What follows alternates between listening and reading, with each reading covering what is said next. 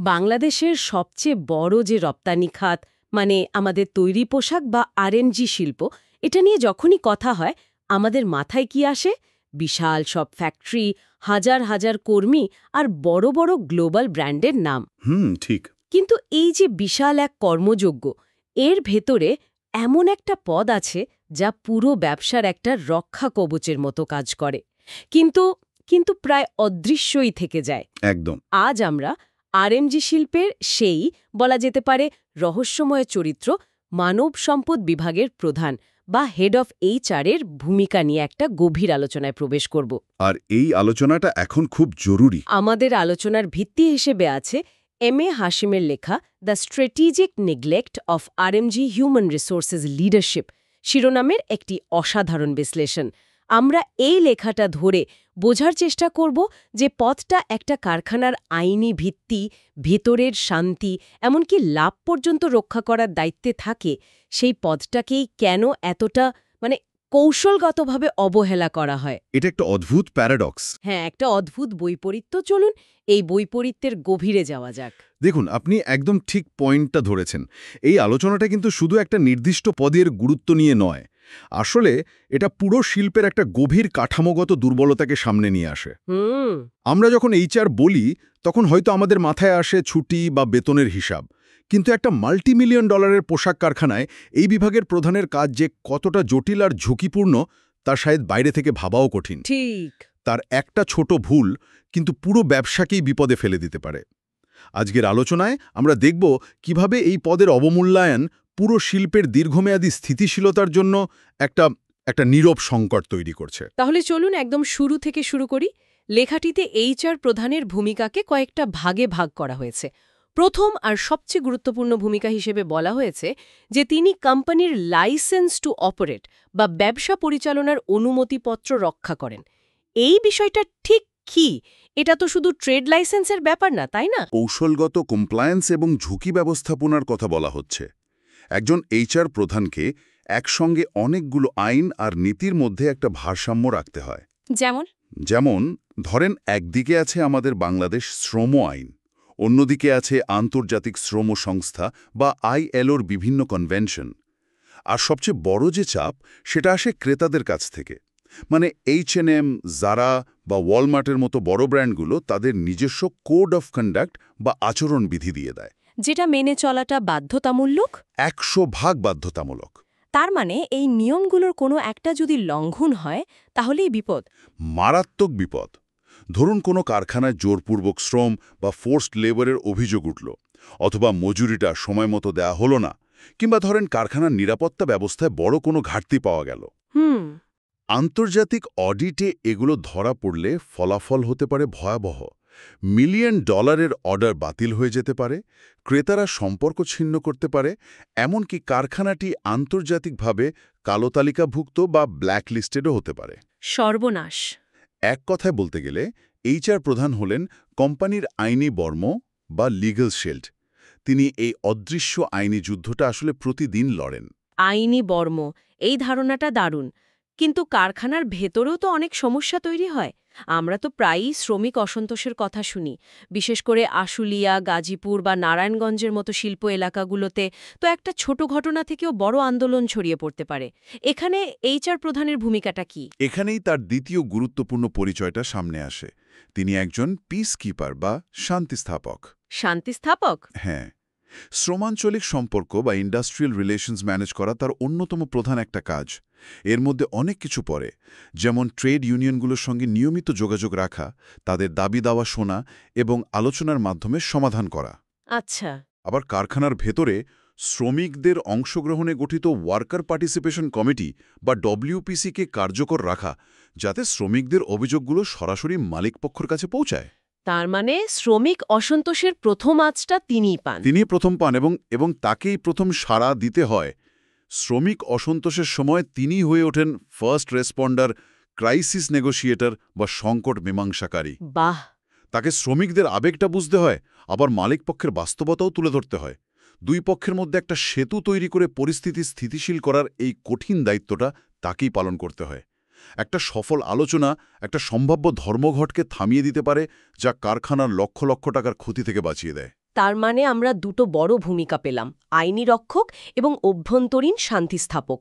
কিন্তু লেখাটিতে আরও একটা আকর্ষণীয় দিকের কথা বলা হয়েছে, যা হলো হিডেন প্রফিট ড্রাইভার বা লুকানো মুনাফার চালক। এইচআর বিভাগ কিভাবে সরাসরি মুনাফা তৈরিতে সাহায্য করতে পারে? এটা তো সাধারণত প্রোডাকশন বা মার্কেটিং বিভাগের কাজ বলেই আমরা জানি। আর এই ধারণাটাই এই শিল্পের একটা বড় ভুল। দেখুন, আরএমজি শিল্প কিন্তু খুব সামান্য লাভের মার্জিনে চলে। রাইট, খুব টাইট মার্জিন। হ্যাঁ, এখানে প্রতি পয়সার হিসাব রাখতে হয়। উৎপাদন খরচ কমানোর জন্য প্রোডাকশন ফ্লোর দিন-রাত কাজ করে। কিন্তু আমরা প্রায়ই ভুলে যাই যে নিরবিকার ব্যবস্থাপনার সামান্য একটা ভুলও পুরো হিসাবকে ওলটপালট করে দিতে পারে। এখানেই এইচআর বিভাগ নীরবে মুনাফা বাড়াতে সাহায্য করে। একটা উদাহরণ দিয়ে যদি একটু বুঝিয়ে বলেন তাহলে হয়তো বুঝতে সুবিধা হবে। অবশ্যই। ধরুন, উৎপাদন খরচ মাপার একটা মেট্রিক হল কস্ট পার মিনিট বা সিপিএম। সিপিএম? আচ্ছা। মানে একটা পোশাক তৈরি করতে প্রতি মিনিটে ঠিক কত খরচ হচ্ছে। এখন যদি একজন দক্ষ সুইং অপারেটর চাকরি ছেড়ে দেন, তাহলে নতুন একজনকে নিয়োগ দিয়ে তাকে প্রশিক্ষিত করতে সময় লাগে। একটা গ্যাপ তৈরি হয়। ঠিক এই সময়ে ওই লাইনের উৎপাদন কমে যায়, ফলে সিপিএম বেড়ে যায়। আবার কারখানায় অনুপস্থিতি বা অ্যাবসেন্টিজম যদি বেশি থাকে, তাহলেও উৎপাদন ব্যাহত হয়। এইচআর বিভাগ যখন দক্ষ কর্মী ধরে রাখার জন্য ভালো পলিসি তৈরি করে, অনুপস্থিতি বা ওভারটাইম নিয়ন্ত্রণ করে, তখন তার সরাসরি সিপিএম কমিয়ে আনে। ও আচ্ছা। আর সিপিএম 1 পয়সা কমানো মানেও মাসের শেষে কোম্পানির জন্য বিশাল অঙ্কের সাশ্রয়। তার মানে দক্ষ কর্মী ধরে রাখা বা টার্নওভার কমানোটা সরাসরি লাভের সঙ্গে জড়িত। একদম সরাসরি। বাংলাদেশের কারখানাগুলোতে মাসিক টার্নওভার বা কর্মী ছাঁটাইয়ের হার গড়ে 5 থেকে 12%। এর মানে প্রতি মাসে বিপুল সংখ্যক প্রশিক্ষিত কর্মী চলে যাচ্ছে। এতে শুধু উৎপাদনশীলতাই কমে না, সময়মতো চালান বা শিপমেন্ট পাঠানো ঝুঁকিতে পড়ে যায়। ঠিক। একজন এইচআর প্রধান যখন উন্নত কাজের পরিবেশ, স্বাস্থ্য সুরক্ষা বা প্রশিক্ষণের ব্যবস্থা করেন, তখন তিনি শুধু কর্মীদের উপকার করছেন না, তিনি আসলে কোম্পানির লাভকেও সুরক্ষিত করছেন। এর পাশাপাশি আগুন লাগা বা বড় দুর্ঘটনার মতো সংকটময় মুহূর্তে তিনি মানবিক নেতা, আইনি রক্ষক এবং মিডিয়ার সামনে একটা ঢাল হিসেবে কাজ করেন। তার ভূমিকার পরিধিটা অনেক ব্যাপক। তাহলে তো এখন মূল প্রশ্নটা সামনে চলে আসে। যদি একজন এইচআর প্রধানের ভূমিকা এতটা কৌশলগত, এতটা গুরুত্বপূর্ণ হয়, তিনি আইনি ঝুঁকি সামলান, শ্রমিক অসন্তোষ প্রতিরোধ করেন, আবার পরোক্ষভাবে লাভও বাড়ান, তাহলে কেন এই পদটিকে প্রোডাকশন বা ফিনান্স বিভাগের নিচে রাখা হয়? কেন তারা এতটা অবমূল্যায়িত? এটা তো একেবারেই অযৌক্তিক মনে হচ্ছে। এটাই হলো সেই বৈপরীত্য জানি আমাদের আজকের আলোচনা। এর পেছনে বেশ কিছু গভীর প্রাতিষ্ঠানিক এবং বলা যায় মানসিক বাধা কাজ করে, যা হাশেমের লেখায় খুব স্পষ্টভাবে তুলে ধরা হয়েছে। কি সেগুলো? প্রথম এবং সবচেয়ে বড় কারণ হল কস্ট সেন্টার মানসিকতা। কস্ট সেন্টার মানসিকতা, অর্থাৎ যে বিভাগ শুধু খরচ করে, আয় করে না। ঠিক তাই। মালিকপক্ষের প্রচলিত ধারণা হল প্রোডাকশন বিভাগ টাকা আয় করে, আর এইচআর, অ্যাডমিন বা কমপ্লায়েন্স বিভাগ শুধু টাকা খরচ করে। দেখুন, প্রোডাকশনের সাফল্য মাপা খুব সহজ।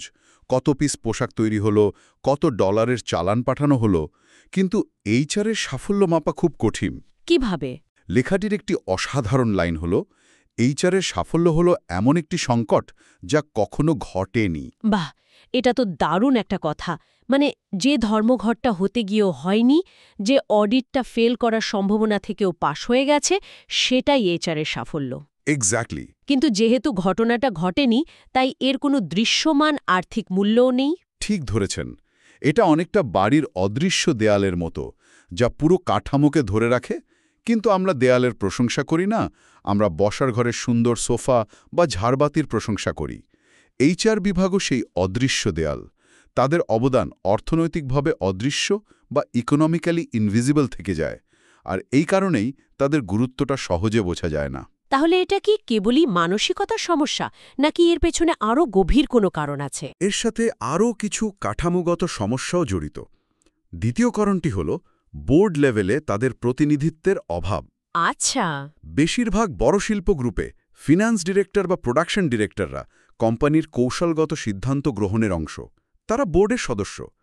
কিন্তু এইচআর প্রধানকে রাখা হয় একজন রিপোর্ট প্রদানকারী বা রিপোর্টিং এক্সিকিউটর হিসেবে। ওহ, মানে তিনি কৌশল তৈরিতে নেই, শুধু বাস্তবায়নে আছেন। হ্যাঁ, তিনি কৌশলগত আলোচনায় অংশ নিতে পারেন না, কেবল গৃহীত সিদ্ধান্ত বাস্তবায়ন করেন। ফলে তার পদটি কৌশলগত না হয়ে একটা অপারেশনাল পদ হয়ে যায়। আর লেখাটিতে কমপ্লায়েন্স অফিসার ট্র্যাপ নামে একটি বিষয়ের কথা বলা হয়েছে। এটা কি? এটা খুবই গুরুত্বপূর্ণ একটা পয়েন্ট।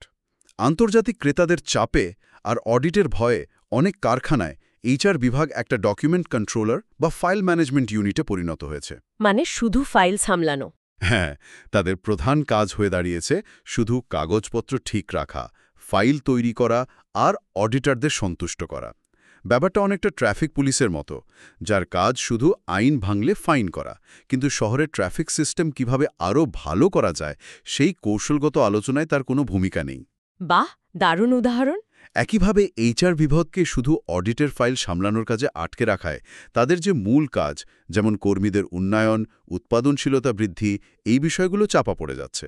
এর সাথে তো যোগ্যতার প্রশ্নও চলে আসে, তাই না? অবশ্যই আসে। ঐতিহাসিকভাবে এই পদে অনেকেই এসেছেন টাইম অফিস, প্রশাসন বা নিরাপত্তা বা শৃঙ্খলা পরিষেবা থেকে, যাদের হয়তো কর্মী পরিচালনায় অভিজ্ঞতা আছে, কিন্তু আধুনিক ব্যবসায়িক অর্থায়ন, ডেটা অ্যানালিসিস বা কৌশলগত পরিকল্পনা নিয়ে গভীর জ্ঞান নেই। এর ফলে একটা সাধারণ ধারণা তৈরি হয়েছে যে এইচআর কর্মীরা শুধু কাগজপত্রের কাজই করে, বা HR people are only paper pushes. যদিও এখন অনেক যোগ্য এবং উচ্চশিক্ষিত পেশাদাররা এই পদে আসছেন, কিন্তু পুরনো এই ধারণাটা এখনও শিল্পের মানসিকতায় গেঁথে আছে। লেখাটিতে একটি বেশ সংবেদনশীল বিষয়ের দিকেও ইঙ্গিত করা হয়েছে। কিছু ক্ষেত্রে নাকি মালিকপক্ষ ইচ্ছাকৃতভাবেই এইচআর বিভাগকে দুর্বল করে রাখে। এর কারণ কি হতে পারে? এর কারণ হল ভয়ভিত্তিক নিয়ন্ত্রণ সংস্কৃতি বা ফিয়ার বেসড কন্ট্রোল কালচার। আচ্ছা।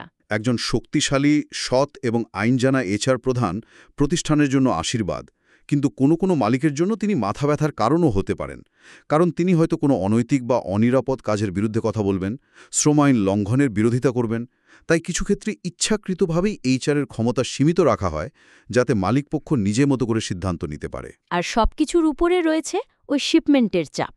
হ্যাঁ, এটাই হয়তো সবচেয়ে বড় নির্ধারক। যখন শিপমেন্টের ডেডলাইন এবং শ্রম আইন মুখোমুখি হয়, বেশিরভাগ ক্ষেত্রে প্রোডাকশন বা চালানকেই অগ্রাধিকার দেওয়া হয়। এই ঘটনাটা বারবার এইচআর বিভাগকে একটা বার্তা দেয় যে চালানের গুরুত্ব এইচআরের কর্তৃত্বের চেয়ে বেশি, যা তাদের শক্তি কমিয়ে দেয়। একদম। এটি তাদের প্রাতিষ্ঠানিক শক্তিকে স্থায়ীভাবে দুর্বল করে দেয়। আর স্থিতিশীলতার সময় তো তাদের কথাই কেউ মনে করে না। সংকটের সময় ছাড়া এইচআর বিভাগ অদৃশ্যই থেকে যায়। এই ক্রাইসিস অনলি রেকগনিশন বা শুধু সংকটের মুহূর্তে স্বীকৃতি দেওয়ার সংস্কৃতি পদটির গুরুত্বকে আরও খাটো করে। তাহলে পুরো বিষয়টি দাঁড়াচ্ছে এক জটিল প্যারাডক্স বা বৈপরীত্যের মতো।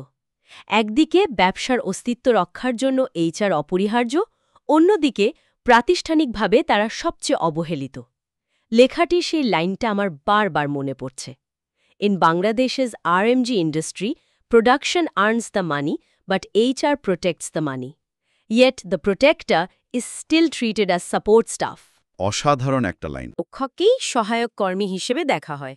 এই ভারসাম্যহীনতাকেই লেখক শিল্পের নীরব কৌশলগত সংকট বা সাইলেন্ট স্ট্র্যাটেজিক ক্রাইসিস হিসাবে চিহ্নিত করেছেন। কারণ এই দুর্বলতার কারণে শিল্পটি বাইরে থেকে দেখতে শক্তিশালী মনে হলেও এর ভেতরের ভিত্তিটা নড়বড়ে থেকে যাচ্ছে। তাহলে এর থেকে বেরোনোর উপায় কি? এর থেকে উত্তরণের পথও বাতলে দেওয়া হয়েছে। যেমন এইচআর বিভাগকে ডেটা ভিত্তিক হতে হবে। টার্নওভার রেট বা অ্যাবসেন্টিজমের কারণে কোম্পানির কত টাকা ক্ষতি হচ্ছে সেই হিসাবটা তাদেরই তুলে ধরতে হবে। তাদের কোম্পানির লাভ ক্ষতির পরিকল্পনায় অংশ নিতে হবে এবং নিজেদের শুধু কর্মী ব্যবস্থাপক হিসেবে না ভেবে একজন বিজনেস পার্টনার হিসেবে প্রতিষ্ঠিত করতে হবে। সব মিলিয়ে এই আলোচনাটি কেবল একটি পদের অবমূল্যায়ন নিয়ে নয়, বরং এটি পুরো শিল্পের ভবিষ্যৎ নিয়ে একটি মৌলিক প্রশ্ন আমাদের সামনে রেখে যায়। একদম। এই আলোচনার শেষে ভাবনার জন্য একটি মাত্র বিষয় হয়তো যথেষ্ট। যতক্ষণ পর্যন্ত এই শিল্প শ্রমকে খরচ বা লেবার অ্যাজ এ কস্ট হিসেবে দেখার মানসিকতা থেকে বেরিয়ে মানুষকে মূলধন বা পিপল অ্যাজ ক্যাপিটাল হিসেবে দেখার সংস্কৃতি তৈরি করতে না পারবে, ততক্ষণ পর্যন্ত বাংলাদেশের সবচেয়ে বড় এই রপ্তানি খাতের দীর্ঘমেয়াদী বৈশ্বিক প্রতিযোগিতা হয়তো কাঠামোগতভাবে ভঙ্গুরি থেকে যাবে। এই রূপান্তর কিভাবে সম্ভব, সেটাই এখন এই শিল্পের জন্য সবচেয়ে বড় কৌশলগত চ্যালেঞ্জ।